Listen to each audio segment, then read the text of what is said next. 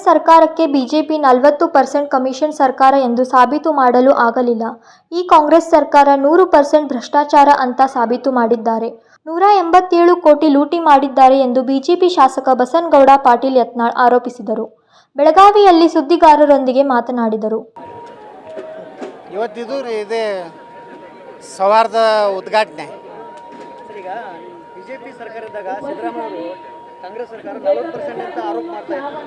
ಈಗ ರಾಜ್ಯದಲ್ಲಿ ಭ್ರಷ್ಟಾಚಾರ ಆಗ್ತಾ ಇದೆ. ಏನು ಹೇಳಕ್ಕೆ ಇಷ್ಟಪಡ್ತಾರೆ ಸರ್? ಈಗ 40% ಪ್ರೂಫ್ ಮಾಡ್ಲಿಕ್ಕೆ ಆಗಲಿಲ್ಲ ಅವ್ರಿಗೆ. ಈಗ ಅವರು 100% ಪ್ರೂಫ್ ಮಾಡಿಬಿಟ್ಟಾರೆ. ಎಷ್ಟು ಪೂರ್ತಿ ಲೂಟಿನೇ ಇಲ್ಲ. 187 ಕೋಟಿದೊಳಗೆ 80 ಕೋಟಿ ಅವರು ಏನು ನೋಡ್ರಿ ಅದನ್ನು ಒಪ್ಕೊಂಡಾರ. ಅವ್ರು 87 ಕೋಟಿ ಹೋಗೈತೆ ಅಂತೇಳಿ ಒಪ್ಕೊಂಡಾರ. ಇನ್ನೂ ಭಾಳಷ್ಟು ಹಗರಣಗಳು ಈಗ ಇನ್ನೂ ಬರ್ತವೆ. ಇನ್ನು ನಾಳೆ ಮೂಡಾದು ಬರ್ತದೆ. ಅದ್ರ ಜೊತೆಗೆ ಇನ್ನೂ ಅನೇಕ ಕಾರ್ಪೊರೇಷನ್ದು ಸಿದ್ದರಾಮಯ್ಯ ಹೇಳ್ತಾರೆ ಬಿಜೆಪಿ ಅವರು ತಮ್ಮ ಹಗರಣ ಮುಚ್ಚಲಾಕಕ್ಕೆ ಈ ರೀತಿ ಮಾಡ್ತಾ ಇದ್ದೇನೆ ಅಂತ ಹೇಳ್ತಾರೆ. ಕಾಂಗ್ರೆಸ್ನವರು ನಾ ಕೇಳ್ತೀನಿ, ನೀವು ಇಟ್ಟು ದಿವಸ ಯಾಕೆ ಇವೆಲ್ಲ ಎನ್ಕ್ವೈರಿಗೆ ಹಾಕಲಿಲ್ಲ SITಗೆ? ನೀವು ಅಧಿಕಾರಕ್ಕೆ ಬಂದ ಕೂಡಲೇ ಎಲ್ಲನೂ SITಗೆ ಹಾಕ್ತೀನಿ ಅಂದಿದ್ರಿ, ತನಿಖೆ ಮಾಡ್ತೀನಿ ಅಂದಿದ್ರಿ. ಈಗ ಯಾಕೆ ಹಾಕಿದ್ರಿ?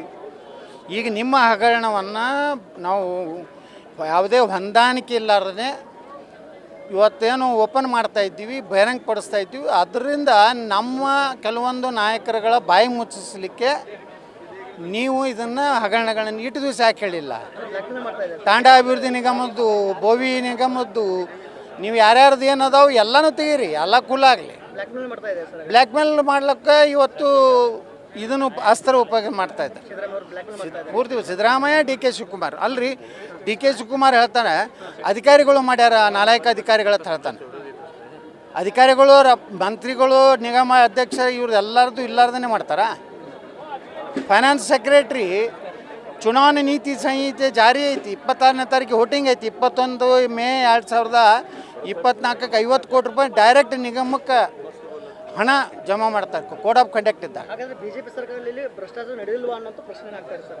ಭ್ರಷ್ಟಾಚಾರ ಅರೇ ತನಿಖೆ ಮಾಡಿರಿ ನೀವು. BJP ಇದ್ರೇನು ಕಾಂಗ್ರೆಸ್ ಇದ್ರೇನು ಯಾರು ಭ್ರಷ್ಟಾಚಾರ ಮಾಡ್ಯಾರ ಅವನ್ನೆಲ್ಲ ಒಳಗೆ ಹಾಕ್ರಿ. ನಮಗೇನು ತಕರಾರಿಲ್ಲ. ಆದರೆ ಈಗ ಯಾಕೆ ತೆಗೆದ್ರಿ? ಬಿಜೆಪಿ ಅವರು ಈ 15 ತಿಂಗಳಾಯ್ತಲ್ಲ ನೀವು ರಾಜ್ಯದಲ್ಲಿ ಆಡಳಿತಕ್ಕೆ ಬಂದು, ಈಗ ಯಾಕೆ ಬರ್ತದು? ಮೊದಲೇ ತೆಗಿಬೇಕಾಗಿತ್ತು. ಆಡಳಿತ ಚುನಾವಣೆ ಪ್ರಮಾಣ ವಚನ ಸ್ವೀಕಾರ ಮಾಡಿದ್ಮ್ಯಾಗ ನಿನ್ನೆ ಏನು ಘೋಷಣೆ ಮಾಡಿರಲ್ಲ ಅವು ಎಲ್ಲನೂ ಅವಾಗೆ ಎನ್ಕ್ವೈರಿಗೆ ಹಾಕ್ಬೇಕಾದ್ರೆ ಅವಾಗೆ SITಗೆ ಹಾಕ್ಬೇಕಾಗಿತ್ತು. ರಾಜೀನಾಮೆ ಆಗ್ರೆಸ್ ಬಿಜೆಪಿ ಅವರು ಪದೇ ಪದೇ ಹೇಳ್ತಾರೆ ಸಿದ್ದರಾಮಯ್ಯ ರಾಜೀನಾಮೆ ಕೊಡಬೇಕಂತ ಹೇಳ್ತಾರೆ. ನೀವೇನು ಹೇಳ್ತೀರಿ? ಅವರು ರಾಜೀನಾಮೆ ಕೊಡುವುದು ಅಲ್ಲ, ಸರಿಯಾಗಿ ಎನ್ಕ್ವೈರಿನೂ ಮಾಡ್ಲಿಕ್ಕೂ ತಯಾರಿಲ್ಲ. ಅಧಿಕಾರಿಗಳ ಮೇಲೆ ಒತ್ತಡ ಇದೆ. MLAಗಳು ಹೆಸರು ಬರಬಾರ್ದು, ಅಲ್ಲಿದಿಂದ ಸಚಿವರ ಹೆಸರು ಬರಬಾರ್ದು.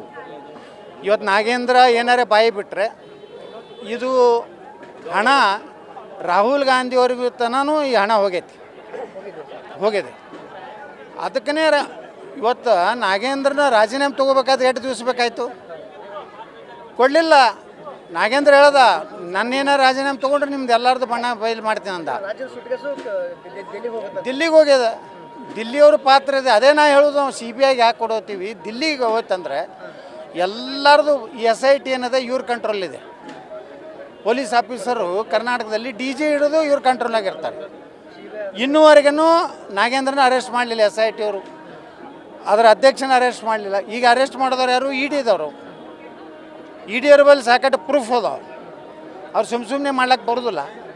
ಅಂದರೆ ಒಟ್ಟಾರೆ ಕಾಂಗ್ರೆಸ್ಸು 2 ದಿವಸ ವಿಧಾನಸಭೆಯಲ್ಲಿ ಸಿದ್ದರಾಮಯ್ಯನವರು ಮೌನಿದ್ರು. ಯಾಕೆ ಮೌನಿದ್ರು? ಹಗರಣವನ್ನು ಒಪ್ಪಿಕೊಂಡ್ರು. ದಲಿತನ ಇವತ್ತು ಆತ್ಮಹತ್ಯೆ ಆಯಿತು. MDನೂ ದಲಿತ, ಅದರ ಅಧ್ಯಕ್ಷನೂ ದಲಿತ, ಮಂತ್ರಿನೂ ದಲಿತ. ಇವರೇ ಎಲ್ಲರೂ ಕೂಡಿ ಲೂಟಿ ಮಾಡ್ಯಾರ. ಸರ್ ಹೇಳಿದಾಗ ಪ್ರತಿಯೊಂದು ಮಾತು ಕೂಡ ಅವ್ರು ನಿಜ ಆಗ್ತವ್ರು. ರಾಜಕೀಯದಾಗ ಹೇಳಿದ ಎಲ್ಲ ಮಾತು ನಿಜ ಆಗ್ತಾವೆ. CM ಬದಲಾವಣೆ ಅಂದ್ರೆ ಅವರು ರಾಜೀನಾಮೆ ಕೊಡುವಂಥ ಪ್ರಸಂಗ ಬರುತ್ತೆ ಅಂತ. ಆ ರಾಜೀನಾಮೆ ಕೊಡ್ಲಂಥ ವಾತಾವರಣನೇ ಅಲ್ಲಿರುವಂಥವ್ರೇ ಮಾಡ್ಲಕತ್ತಾರೆ. ಈ ಮೂಢ ಹಗರಣ ನಮ್ಮವ್ರಿಗೆ ಯಾರಿಗೂ ಗುರುತಿರಲಿಲ್ಲ. ಕಾಂಗ್ರೆಸ್ನವರೇ ನಮ್ಗೆ ಕಾಗದ ಕೊಟ್ಟರು. ಏನೋ ಅಪೇಕ್ಷೆ ಬ್ಯಾಂಕಿಂದ ಕಾಗದ ಕೊಟ್ಟಾರೆ. ರಾಜಣ್ಣ 2000 ಕೋಟಿ ರೂಪಾಯಿ ಹಗರಣ ಇದೆ ಸಹಕಾರಿ ಇದ್ರಾಗ. ಈಗ ಅದು ಕಾಗದ ನಮ್ಗೆ ಕೊಡ್ತಾ ಇದ್ದಾರೆ. ಸಿದ್ದರಾಮಯ್ಯ ಮುಗಿಸ್ಬೇಕಾದ್ರೆ ನಮ್ಗೆ ಕಾಗದ ಕೊಡ್ತಾರೆ. ಈ ಸಿದ್ದರಾಮಯ್ಯನವ್ರು ಡಿ ಕೆ ಶಿವಕುಮಾರ್ ಮುಗಿಸ್ಬೇಕಂತ ಅವ್ರಿಗೆ ಕಾಗದ ಕೊಡ್ತಾರೆ, ಅವು ಎರಡೂ ಕಾಗದ ತೊಗೊಂಡು ಸರ್ಕಾರ ಡಬ್ ಆಗ್ತೈತೆ. ಹೊಂದಾಣಿಕೆ ರಾಜಕೀಯ ಆಗ್ತಾ ಇದೆ ಸರ್ ರಾಜ್ಯದಲ್ಲಿ. ಹೊಂದಾಣಿಕೆ ಇದೆ ಬಿಡ್ರಿ, ಅದ್ರಾಗ ಏನು ಪ್ರಾಬ್ಲಮೇ ಇಲ್ಲ. ಮನೆ ಲೋಕಸಭೆಯಲ್ಲಿ ಹೊಂದಾಣಿಕೆ, ವಿಧಾನಸಭೆಯಲ್ಲೂ ಹೊಂದಾಣಿಕೆ, 50-50 ಇದೆ. ನೀವು ಆರಿಸಿ ಬಂದ್ರೆ ನೀವು ಹೊಡ್ರಿ, ನಾವು ಆರಿಸಿ ಬಂದ್ರೆ ನಾವು ಹೊಡಿತೀವಿ. ಯತ್ನಾಳ್ ಸರ್ CM ಅವರಿಗೆ ಸಾಫ್ಟ್ ಕಾರ್ನರ್ ಇದ್ದಾರೆ. ನಾ ಯಾರಿಗೂ ಸಾಫ್ಟ್ ಇಲ್ರಿ. ನಾ ಏನಾತನ ನಿಮ್ಗೆ ಹೇಳ್ತೀನಿ, ವಿಧಾನಸಭೆ ಒಳಗೆ ಅಟ್ಟೆ ಸಿದ್ದರಾಮಯ್ಯನವ್ರು ನೇರವಾಗಿ ಮುಖ ನೋಡೀನಿ.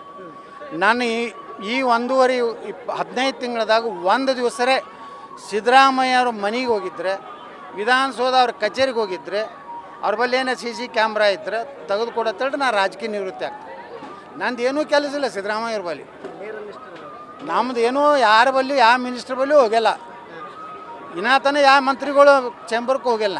ಗೃಹಲಕ್ಷ್ಮಿ ಜಾಸ್ತಿ ದುಡ್ಡು ಬರ್ತಾ ಇಲ್ಲ ಸರ್, ದುಡ್ಡು ಖಜಾನೆ ಖಾಲಿ ಆಗಿದೆ. ಬೆಳಗಾವಿ ಲಕ್ಷ್ಮಿ ಇರುತ್ತಾನೆ, ಗೃಹಲಕ್ಷ್ಮಿ ಅದಕ್ಕೆ ಬೇಕು. ಬೆಳಗಾವಿ ಲಕ್ಷ್ಮಿ ಅವ್ರು ಕೊಡ್ತೀನಿ ಅಂತಿರಲಿಲ್ಲ 2,000 ರೂಪಾಯಿ.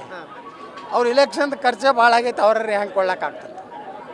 ಅಂದರೆ ಈ ದುಡ್ಡು ಅಲ್ಲಿ ಹೋಗಿದೆ. ದಿವಾಳಿ ಆಗ್ತೈತೆ ರೀ. 65,000 ಕೋಟಿ ರೂಪಾಯಿ ಬೇಕು ವರ್ಷ. ಎಲ್ಲಿದು ಕೊಡೋರು ನೀವು?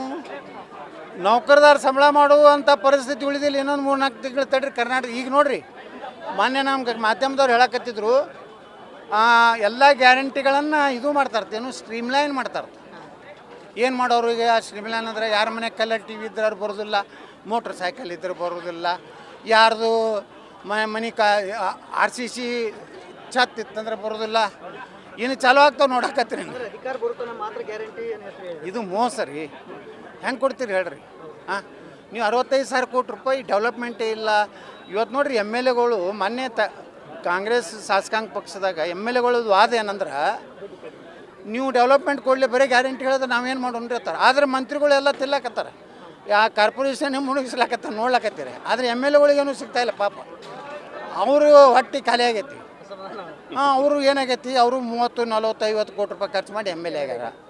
ಈಗ ಸಾಹುಕಾರ ಬಲ್ಲಿ ಬಡ್ಡಿ ಹೆಂಗೆ ತಂದಾರ, ಆ ಸಾಹುಕಾರಗಳಿಗೆ ಕೇಳಕತ್ತಾರ. ಯೋಜನೆಗಳು ಬರ್ತಾ ಇಲ್ಲ. ಬರೋದಾಗ ಈ ಸಾಹುಕಾರಗಳು ಆರಾಮ್ ಚೈನಿ ಹೊಡ್ಲಕತ್ತಾರೆ ಬೆಳಗಾವ್ದಾಗ.